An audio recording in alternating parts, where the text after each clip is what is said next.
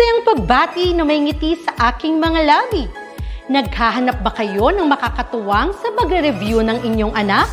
Meron yan sa DepEd.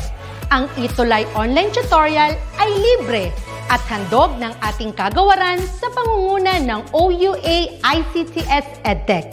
Ito ay isang proyektong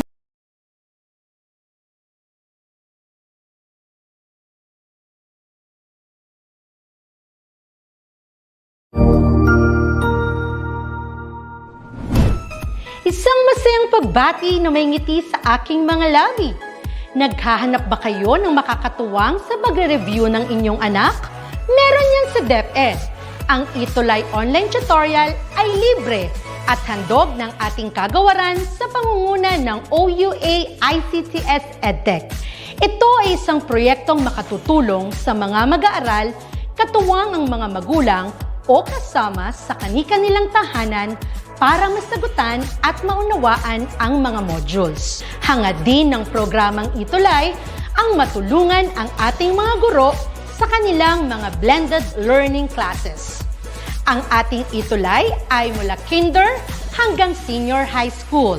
Bukod sa academics, meron din tayong mga special programs gaya ng All is Wellness, Reading and Math Remediation, Storytelling, Mommy Tech Talks, Classes sa Gramatika, Speech Class, Financial Literacy, at marami pang iba. Pinalawig din ng ETUlay ang ating Alive program para sa mga mag-aaral mula grade 1 hanggang grade 3. Gayun din ay mayroon tayong ALS program at SPED tutorials na makasisigurong makakamit ng lahat ang inclusive education. May SPED hotline na rin para sa inyong mga katanungan patungkol sa special education. Kaya, subaybayan mula Lunes hanggang Biyernes, mula 9:00 ng umaga hanggang 7:00 ng gabi ang ating ETUlay. Sa ating pagtutulungan, maiaangat natin ang bawat isa. Ating itutulay ang pagkatuto upang di mapigil ang pag-aaral ng kabataang Pilipino. Itulay natin ito, sulong edukalidad.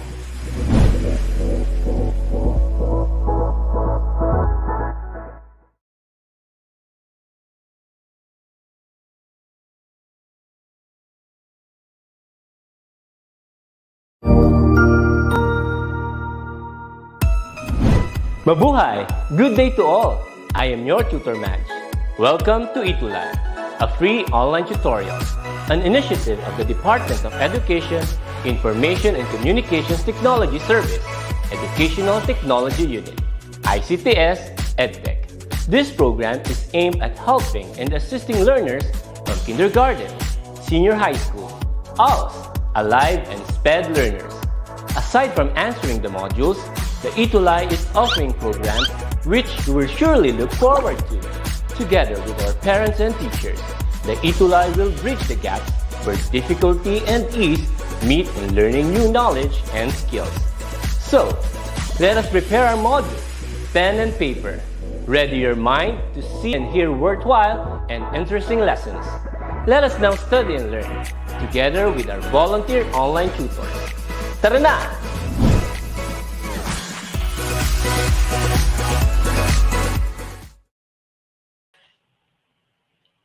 According to Ben Hu,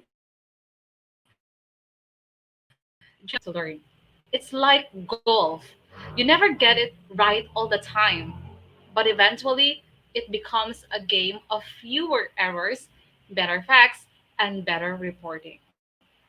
Truly, journalism is not a one-night activity. It would take for someone for years to develop this one. But what lies ahead in that is something that is worthwhile, something that is prolific, something that is satisfactory. Good afternoon, dear Journtastic learners. Welcome once again to DepEd ETUlay online tutorial. And for this afternoon session, you are here in the Campus Journalism for Beginners. For our dear Journtastic learners, we are now on the 5th week of our session.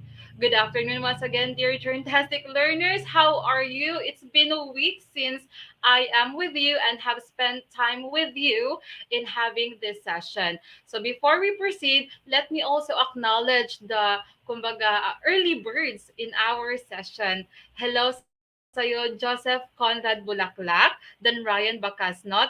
Hello also, Tutor War is not with us or will not be with us for this afternoon, dear Journtastic learners, because of some equally important event. But rest assured, she promised that in our next sessions she will be with us. Now, good afternoon also to Kriska Nicole Balboa from BU, no, Grade 10 BU CHS, Janice Rose Interna of Caloocan High School, Riza Zaril Baria of Caloocan High School, Athalia Casting of 101A. I think this is also Caloocan High School. Hello sa inyong lahat, dear Journtastic learners. And I do hope that in this afternoon session, you would learn a lot out from our session, just like the things that you have learned with the sessions that you had with Tutor War. Good afternoon once again sa inyo. And how's your afternoon, dear Journtastic learners? Ayan. Kumusta naman kayo sa hapong ito? How do you feel? Okay? You can write down in the comment section kung ano yung nararamdaman nyo in this afternoon through an emoji. Ayan. Hello also, Lee Draven from BU. No, Grade 10 BU, CHS. And Rosalie Claire Blanza of Caloocan High School, still with in the same section, grade 10 BO. Ayan, good afternoon ulit sa inyong lahat. And this is Tutor Zen from SDO Agoncillo del Sur. And again, I am with Tutor War from SDO Caloocan. And for our dear Fantastic learners, this is the summary of our topics from the weeks 1 to 8 session for this subject. Ayan, so we are through with the editorial writing, column writing, feature writing, editorial cartooning, and for this afternoon, we will be focusing on the sports writing. So, sa ating mga journtastic learners no, na mahilig sa sports, na sports enthusiast, this session could be for you. Ayan. At sa, of course, dun sa mga learning to embrace sports as well. This session is still for you. Now, okay, Tutor Zen and Tutor War once again. And here we go with our objectives for this afternoon. Ano nga ba yung target goal natin? Target natin na ma-achieve in this afternoon session. So after this, you learners are expected to first describe sports news article. Ano nga ba itong tinatawag na sports news article? Second is to analyze each kind of sports news. And the last one is to apply your understanding of sports writing in a meaningful activity. Ayan. So, there you go. And that's our goal, dear Fantastic learners. Now, in the previous sessions that we had with you had with Tutor War, no? Tutor War had given you this task, the campus Fantastic task of the week. And your task in here, dear Fantastic learners, is to write a 5 sentence analysis on how you understand the message that the illustration is trying to convey. As what you can observe in the right portion of our slide, we have in here the illustration, and your task is to provide an explanation on how you have understood this. So, sa dinami-dami ng outputs na nasubmit ng ating mga Journtastic learners out from this activity, we had selected one who stood out from the rest. And who do you think it is? Our dear Journtastic learners. Here we go. The campus or the student journalist of the week is no other than, I hope na nandito rin siya, no, with us in this session. Okay, so here we go. Now, here's your output as a clue. Ito yung illustration dun sa upper part ng picture, and then the explanation provided by the student is on the lower portion. So according to her, vaccination is an important way to protect yourself from getting COVID-19 virus. The Pfizer BioNTech vaccine has been shown to be 94-95% effective within 2 weeks of full inoculation against the original strand of the COVID-19 virus. Ayan. So, and the explanation of this student goes on. Now, sino kaya tong student journalist of the week natin? All right. Here we go. All right, congratulations, Ruby Behera Sergio of grade 10 East PJ, Ocampo National High School. Congratulations, Ruby, because your output for our fourth week session stood out among the rest. Congratulations. With that, you are the student journalist of the week. All right. And also, dear Journalistic learners, I do believe no na tinuruan kayo ni Tutor War kung paano gawin yung Junisha clap. Ayan. So, sabayan nyo ako ha, dear Journalistic learners, in giving Roby a Junisha clap. 1, 2, 3, go. 1, 2, 3, stamp your feet. 1, 2, 3. Ayan, and then you say very good, very good. Again, 1, 2, 3. 1, 2, 3. Very good, very good. Ayan, very good. And good job with that, Roby. Ayan. Now, another segment that we will be having in our session for this afternoon is the Join Inspirational Speaker of the Week. Ayan. So, dear Join Tastic learners, we will be having our guest, our speaker of the week, who will give us inspirational messages, who will inspire us to embrace the concept of campus journalism within ourselves. Now, I am going to do the honor to dear learners kung sinong makakasama natin this afternoon, no? Medyo mahaba-haba to, brace yourselves. And mahaba-haba to because I do not want to miss an information about her. She's a great person, and um, I do believe that most of us would be stupefied or would be tongue tied with her presence in our session. So here we go. She is a graduate of Polytechnic University of the Philippines with the bachelor's degree in broadcast communication with 18 units in the certificate in teaching program at Philippine Normal University, has obtained the complete academic requirements for the Master of Arts in Educational Management at the University of Caloocan City, and a teacher one at Bagong Silang High School in SDO Caloocan. Currently, she is an EdTech specialist, a quality assurance head for scripts and video lessons, a national teacher broadcaster, and a DepEd TV core team member.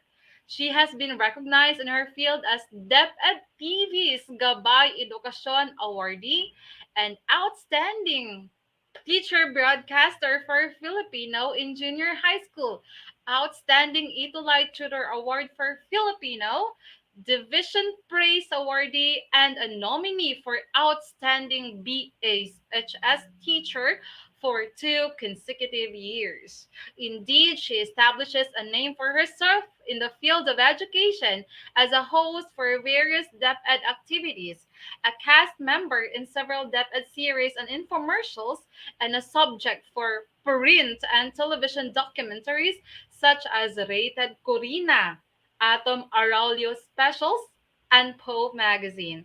A woman who always goes through hardships to the stars and sparkles in the darkest sky, the face of DepEd TV. During Tacit Learners, help me in welcoming Miss Pamela Amor R. Villanueva, or also known as Miss Pam. Hello, Miss Pam. Good Hello po. Good afternoon. afternoon. Hi. Can everybody hear me po?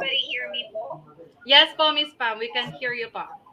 Ayan. So, good afternoon, everybody. And I'm here in Cavite right now. And it's been an honor for me to be one of your participants. I do not consider myself as a guest po. Uh, yes po, you are really a distinguished guest in our session for this afternoon, Miss Pam. All right, Miss Pam, it's nice to meet you, and also we are really grateful to have you in our session. And personally po, Miss Pam, no, I am excited to finally meet you virtually. I saw you during the ETUlay General Orientation po. Ayan. Hello po. And how are you po this afternoon, Miss Pam? I'm quite tired, but I'm okay. Currently, we are preparing for the EdTech Awards this coming June 20 to 24. And we are also working on the IPCRF of the DepEd Teacher Broadcasters. So it's like multitasking as well. A little tired, but I'm happy because we are serving all for, of course, for, the advocacy natin na walang batang maiiwan. Ayan. Yes, I truly agree with rather. Okay. Yes. Miss Pam, I would just like to ask you a few questions that maybe we could share something to our Journtastic learners. No, Miss Pam, I've heard from Tutor War. Now you are also an SPA or school paper advisor. Now, Miss Pam, would you like to share with us your activities na ginawa niyo sa inyong school or in the division na related po sa campus journalism? Ayun. So, Teacher War and I are co-school paper advisors in the division at Caloocan. Other than that, we are actually really close friends.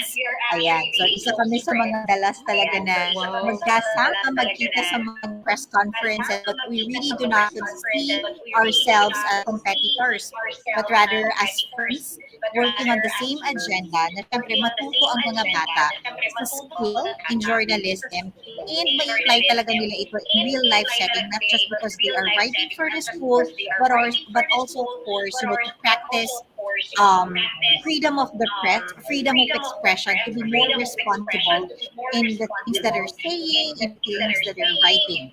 So ako po usually, as school paper advisor, hindi po talaga ako yung strict. Um, ang practice ko lang usually, what I really advise my kids, ayan, whenever we are having our trainings for competition or whenever we are writing for the school paper, what I always tell them, two things po. First is to read. Magbasa. So, hindi lang iisang source, hindi lang iisang klase, but the more resources that you have, mas makikita mo talaga kung alin ang tama, alin yung dapat. Diba? Meron kasi mga bagay na dapat, pero hindi pwede, at may mga bagay na pwede, pero hindi dapat. Second thing, I always tell them to listen. Hindi ka lang yung makikinig. Dapat talaga, um, aalamin mo, alin lang yung dapat pakinggan, alin storya, yung may puso. So kung nakikinig ka talaga with a heart, you would really know kung alin ang storya na karapat-dapat mo ibahagi. So that's what I always tell them. Other than that, of course, listen, meaning to say na kapag mayroong mga itinutuna sa'yo, tatanggapin mo ito constructively. So, yun lang po usually yung training na sinasabi ko sa kanila. Sinasahan po ng maraming merienda and the kids are all okay. Yun lang. Mm-hmm. Ayan. Okay, yes, yes, from what you've said, Tutor Pam, no, or Miss Pam rather, nasanay na po ako sa Tutor Pam. All right, so the thing that our Journtastic learners should do is to read a lot at the same time to listen. And as an advisor, we need to um, provide positive criticism to our students for Yes, them to exactly. grow. Yes. Alright, so with that, Tutor Pam, parang ano na po, no, parang na-sum up na po yung ano. Pero Miss, sum up tong ano, yung, but Miss Pam, talking about, kasi you've mentioned earlier about some information, how do we tell, or what do our students should remember for them to know kung yung information na binabasa nila is fake or not, or reliable ba siya or not? What do you think should they do po, Miss Pam? Ayan. So, right now, we are in a world of marites, right? Though marites is like giving us a negative connotation. A little later, gagamitin ko si Marites, maybe, I don't know, to end our conversation, ano. But for now, sabi nga nila, yung pagmamarites o pagchichismis ay medyo masyadong popular sa ating environment right now. And it's really very hard to distinguish fake news. Pero yun nga, siguro kung natuturuan talaga natin ng mga bata how to decipher or how to spot fake news, ako I always tell my students and even my own kids, una naman talaga is you always have to check the source. So, i-check natin yung sources ng news natin. Dapat alam talaga natin yung mga reliable sources. Um, Try to see who else is reporting the story. Baka naman iisa lang yung nagre-report na yan. Isang source lang yan. Find other sources na may nagre-report ng iba. Examine the evidence presented.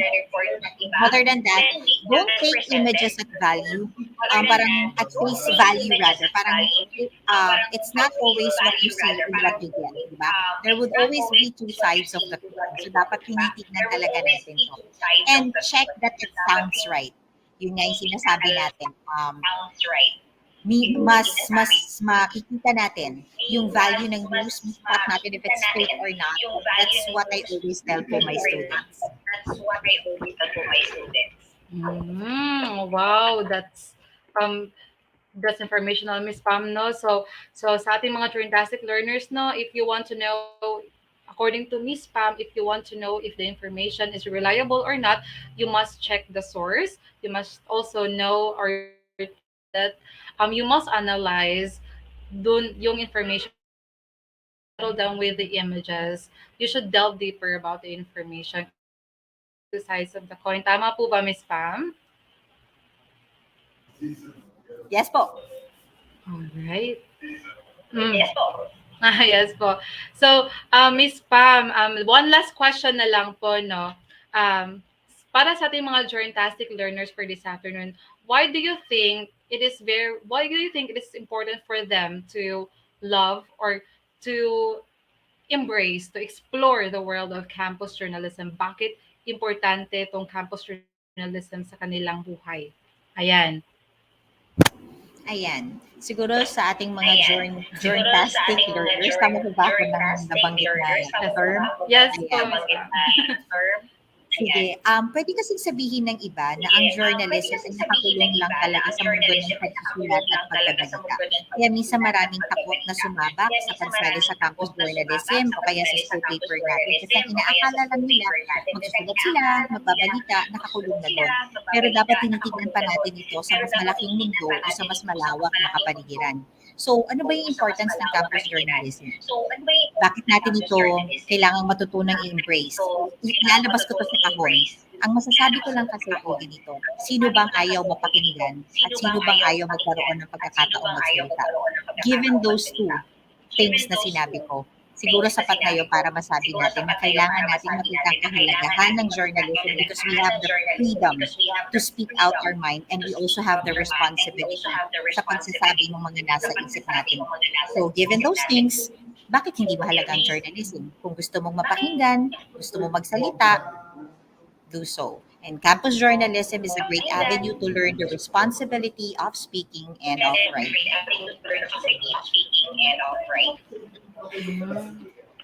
Yun po. Okay. Alright. So, yes po, Miss Pam. Yes, that was kind of heavy po, no? Yes, it's all about the freedom of expression, yung pagbibigay ng chance po sa ating mga students not to express their thoughts and that mas malalim pa po siya na application in their real life. Wow, that was really heavy po, Miss Pam. Miss Pam, by the way, before we, kasi meron tayong time constraint, but yung mga na-learn po namin, yung mga napakinggan po namin this afternoon are truly informational gamit po namin, Miss Pam, in our daily activities. But Miss Pam, before we end, can we say hi po to Mark and Sir Mark or Kapitan Mark Anthony Hamisal, Principal Mark Anthony Hamisal sa Sir Madge po. He's watching us right now po, Miss Pam. And also si Miss si Tutor War. Hello, Tutor War. So I would love to have you in here po. Miss Pam, really, we would love to spend more time with you, talking with you. Pero because of this time constraint po, we think we are being discouraged to continue more with our hopes na mas makausap pa po kayo. But thank you so much po, Miss Pam. We've been enlightened to a lot of things from you within the time spent with you right now po. Thank you so much po, Miss Pam. And I do hope Thank you sa ating din mga po. fantastic learners. Yes po. Thank you so much, Miss Pam. Apo. Ayan. Okay. And that Okay po. And that was Miss Pam, the face of DepEd ETUlay, our dear fantastic learners. So, medyo lag lang po kasi yung internet connection po dito, no? Kaya may mga words po na I cannot decipher. But in your end, our dear fantastic learners, I do hope that you had taken down notes to the things or to the information shared by Miss Pammy. Ayan. So, truly nga, no, siya yung face ng DepEd ETUlay. And I was really surprised, ha, Tutor War, kasi close friends para kayo ni ano. Close friends pala kayo ni ano, ni Tutor, Miss Pam, rather. Ayan. So, thank you so much once again, Miss Pam. Alright, back na tayo, dear Journalistic learners. No, continue na tayo with our discussion. Ayan. So let's have in here, dear Journalistic learners, our first activity, and it's called the sports riddle. Okay, bugtong-bugtong na may a connection to sports. Anything that is related to sports. Now, here is the direction for that or instructions. For our Journalistic learners, you read carefully the following riddles related to sports, then identify what is asked in each. Write your answers in the comment section. Ayan. So, ang isasagot lang ninyo is pwedeng yung sport, yung game, rather, yung mga bagay. It could be a logical question na connected pa rin sa sports. Now, here we go. Dear Journalistic learners, get ready for the first question that we have in here. I do hope that everyone can answer. Okay, here we go. The first riddle in here: when I am played, neither the participants nor the spectators know the score, not until I end. Again, when I am played, neither the participants nor the spectators know the score, not until I end. Ayan. So, what do you think, dear Trinidad learners, is the answer for this riddle, the first riddle that we have here? Mm-hmm. Clue ha, ano to siya? It's a game, all right? And mm-hmm, it's what do you call this? Okay, it's a six-letter sports, or it's a six-letter game. Ayan. Hello sa iyo, Via Marie de la Cruz. 10-2A, and I think this is still from Caloocan High School. Laika Robles from Ocampo National High School. At the same time, Ashen Luna from 10-2A. Ayan. So what do you think, dear Fantastic learners, is the answer for the first riddle that we have in here? Another clue. Nilalaro to, no? Nilalaro to before ni Senator Manny Pacquiao. What do you think is the answer for the number one? Mm-hmm. Hello also to John Michael Monsanto. Ayan. Mhm. Okay. There you go. Mhm. Nilalaro to ni Senator Manny Pacquiao dati. Ano kayang sports or game to, dear fantastic learners? Okay. So here we go from Francis Tanay. Boxing. John Angelo Australia. Boxing. Let's check your answers, Angelo and Francis, if your answers are correct. Ayan. Yes, for the first riddle, when I am played, ang score malalaman lang pag natapos na, that is boxing. Now let's have the second riddle in here.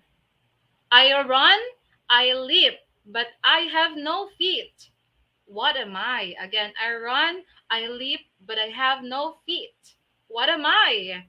Yan, tumatakbo, tumatalon, pero walang paa. Ano kaya to?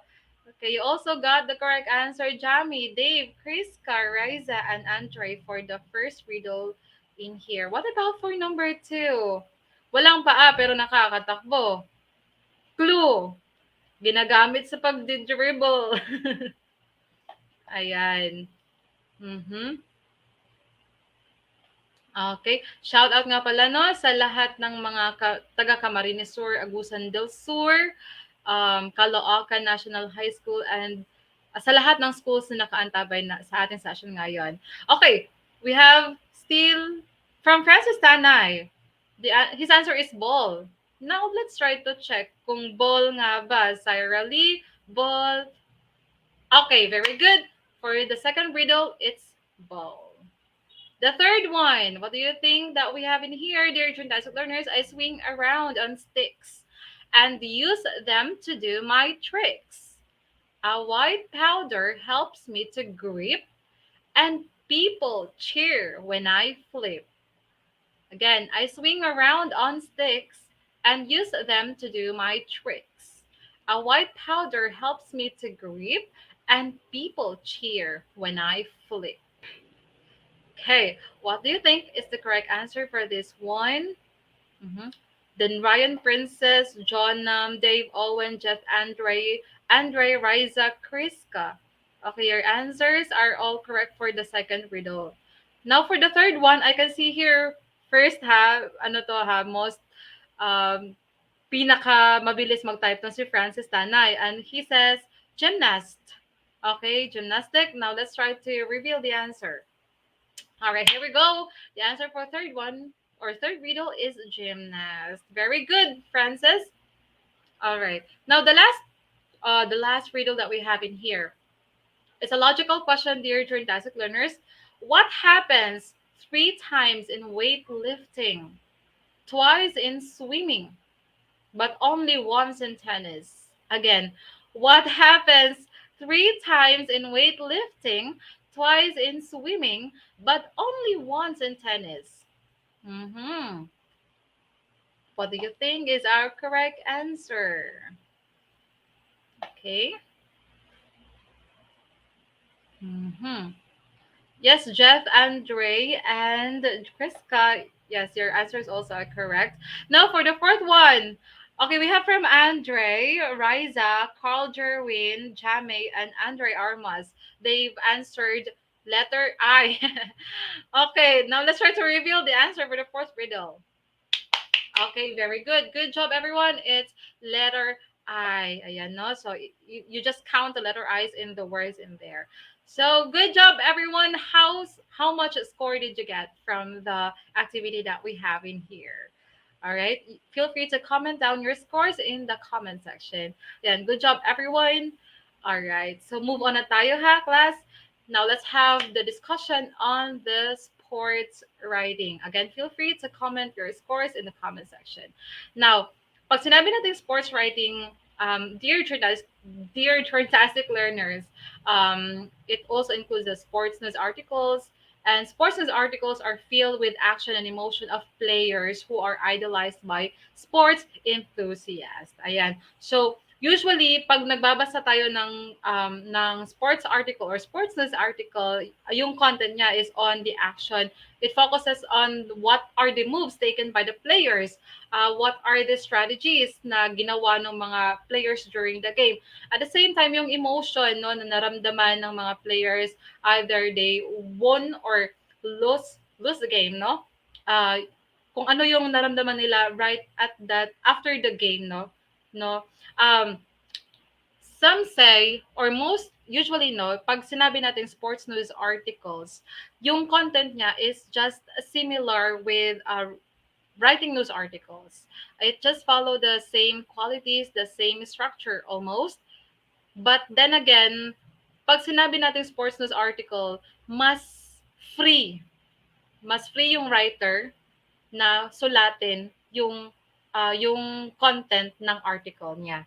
Mas maraming strategies na pwedeng magamit ni writer for him or her to present the sports news article. Ayan. And the main goal of the writer, yung writer natin sa sports news articles are called sports writers. Okay?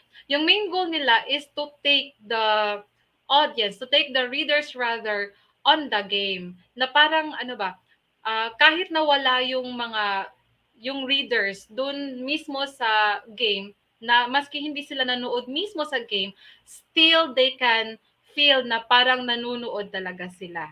Parang yun yung goal ng sports writers. And with that, the writers will be using words, no, na that could denote action, at the same time description, exact description of the things na nangyari dun sa actual game.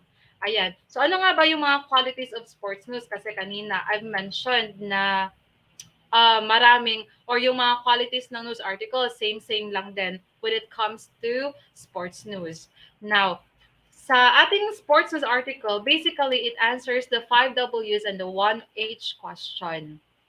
Same sa ating news article, no? We should not, as much as possible, we should not leave our room of confusion, or for confusion for our readers when they read our sports news articles. The second one is sports news articles primarily describes the most thrilling and eventful part of the game. Hindi necessary no na pag ikaw yung sports writer, talagang isusulat mo dun in chronological order yung nangyari dun mismo sa event or dun sa game. Pwede na you select which part of the game na talagang tumatak dun sa isipan ng ating mga viewers, or tumatak sa isipan ng ating mga manonood that time. Ayan, yung pinaka-unusual but interesting na part ng game. The third one is it uses more verbs, adjectives, and longer sentences that are not common in straight news.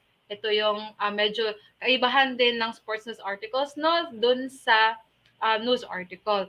Kasi dito sa sports news articles, we will be using more verbs. Kasi nga the content is more on action. Kaya dapat more verbs yung nandoon. Okay? At the same time, we have a lot of adjectives to describe the moves and longer sentences.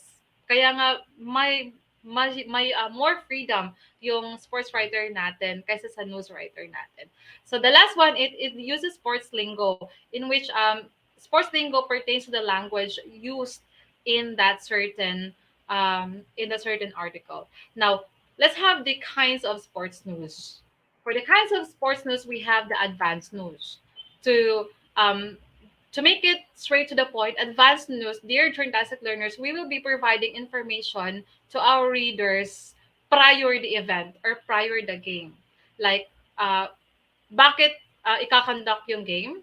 Ano kaya yung reason kung bakit that game will be held? So that will fall under the significance of the game. And then, pwede rin tayo mag-provide ng historical background of the game or event. And another content for the advanced news is the players and coaches, like sino-sino kaya yung magiging coach ng ating boxing player.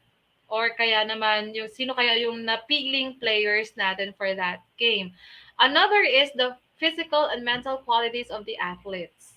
Yan po pwede na, just like what you can observe in the boxing games of Manny Pacquiao previously, no, na talagang sinusubaybayan yung yung physical ni Manny Pacquiao, like yung sa weight niya, minomonitor ng mga readers, ng mga audience, kung he is still following or he still falls under the category no na nilalaro niya in the boxing. And then, another one is the strengths and weaknesses of the players from previous competitions. Dito rin, no?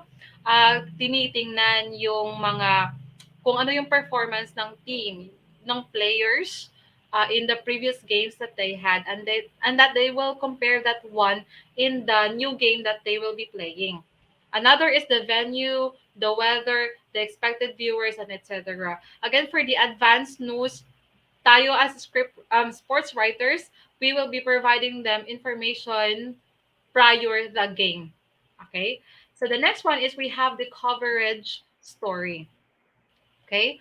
Pag sinabi nating coverage of story, this is now the actual game. Ano yung nangyayari dun sa actual game na yun? So, we have the expected contents like the outcome. Ano yung results? Sino yung winner? Yung scores ng both teams, hindi lang dun sa winner natin. Tapos yung mga possible draws or suspension due to chaos or any other situations or circumstances no na unexpectedly happened during the game. And then we have the significance of the outcome, like ano kayang mangyayari kapag nanalo yung team na to in this game. Ayan, so that's the coverage story. The next is spectacular parts of the game. Ano kaya yung eventful part ng game na nangyari during that during while they were playing. At the same time, comparison of the strengths and weaknesses of the athletes the moment na naglalaro na sila, the star player at saka yung whether audience or viewers pa rin natin. Now, the last kind is we have the follow-up sports story. Now, sa follow-up sports story, it happens after nasa pagkandak ng game. Okay? So, it summarizes the activities of the team. Ano kaya yung mga nangyari. At the same time, it also analyzes the recently concluded game. Like, bakit kaya nagka-problema si ganitong athlete and ganyan? Minomonitor or parang ina-analyze ito kung ano yung psychological or mental processes na nangyari rather during the game na that had caused probably the team to lose or win the game. Ayan, parang ano ba, after ng event, after ng game. So, yun yung mga three kinds of sports news natin. Had your journalistic learners, the follow-up sports story, the coverage story, at the same time, the advanced story. Now, for the three ways of writing sports news lead, mayroon tayong three strategies no na pwede natin gamitin to write our lead in our sports news articles. And this could be remembered using the acronym KKA. Now, ano nga ba itong KKA? Ayan, so the first K stands for the key play. Okay? So pag ginamit natin tong angling na to, kino-consider natin yung collective effort ng buong team. Ayan, so especially the winning team. Ano kaya ang ginawa ng buong team during the play na naging reason kung bakit sila nahirang na mananalo for that game? Okay? Another is so that's the key play, no? Focus niya is on the laro mismo, yung play mismo.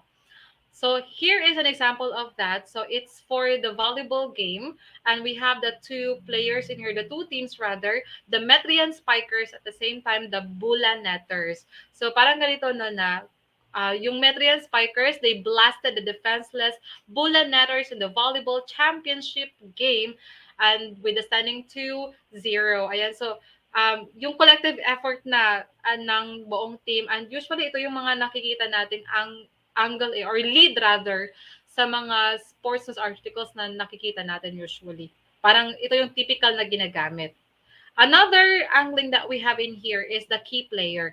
Now, kung kanina yung focus niya is sa laro, dito naman sa key player, yung focus niya is sa mga manlalaro. That's the second K. So, key player happens when one or two members of the team seem to stand out of the rest that cause the team to win the game. So, parang ano dito, sino yung mga nag-stood out from the team members na posibleng naging dahilan ng pagkapanalo ng team. Ayan.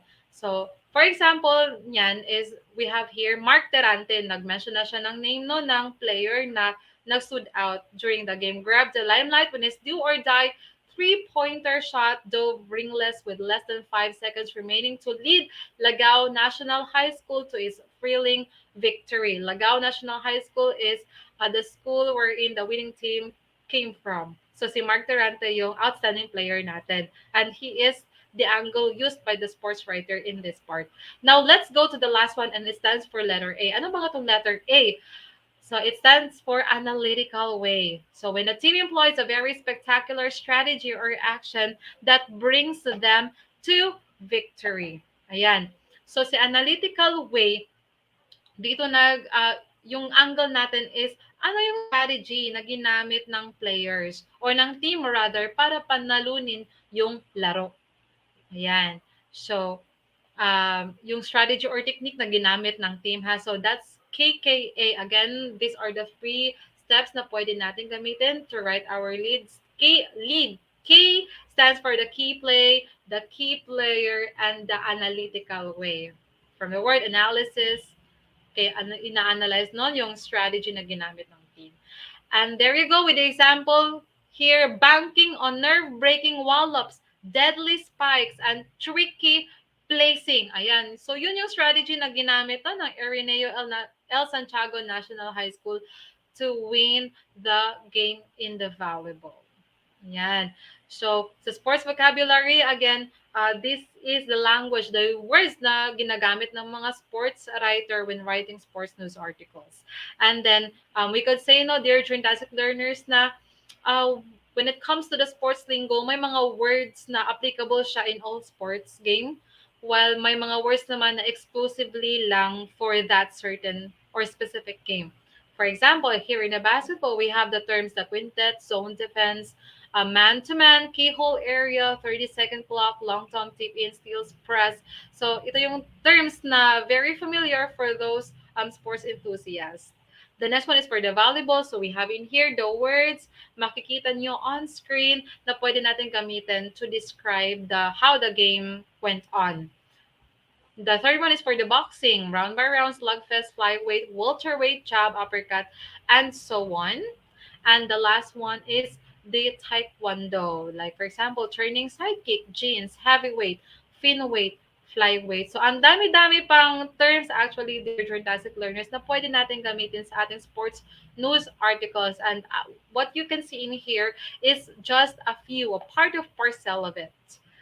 Okay, so here we go. So again, those are the sports lingo or the sports language used by the script writers in presenting sports news articles.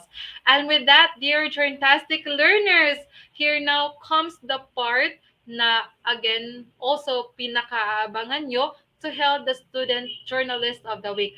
Now, ano nga ba yung campus journalistic task of the week natin, dear fantastic learners? So, you have to cut out or capture or screenshot sports that you love to watch or play. Then you try to describe that sports game or the sports with at least 4 to 5 sentences using the sports vocab or the sports lingo. So, describe nyo lang no yung sports na gusto nyo using those terms that you have seen in here, or pwede rin kayong mag-search ng more vocab so that para mas marami ding vocabs na mas magamit nyo. Ayan, so do not forget to post your outputs in the link provided below on your screen. That's for the ETUlay group. Okay, and then again, thank you so much for the reference that we're using for this session. We have the campus journalism in the new generation by Jelly or Heli Eleheo Alquino, the 2011 edition. At the same time, the link in there for another reference for the video. Okay, so it's good to have you in here during Tacit Learners Know, and I do hope that within the 40-minute session that we have in here, marami kayong na learn na pwede ka natin gamitin, pwede ninyong gamitin in your campus journalism related activities.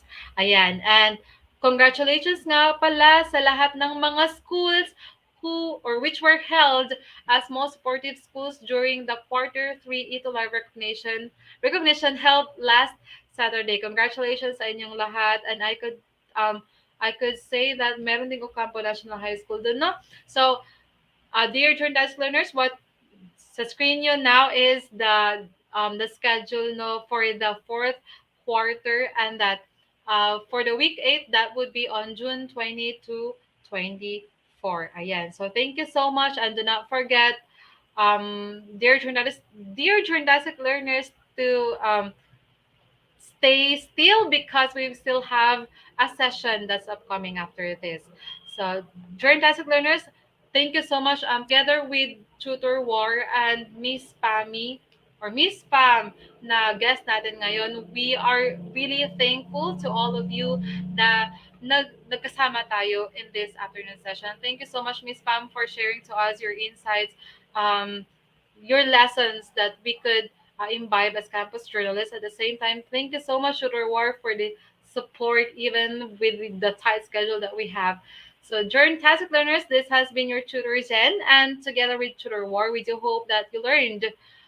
At the same time, we do hope that We will see you in our next session here in Campus Journalism for Beginners. God bless and have a nice day, everyone. Bye-bye. Thank you so much.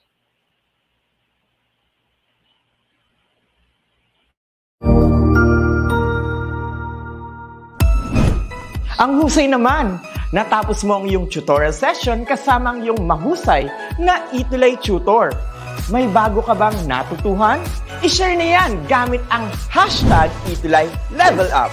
Huwag aalis ha, dahil may susunod pang programa na pwede mo ring panoorin at salihan. Dahil naghihintay na ang iyong mga tutors. Happy learning dito sa ETUlay!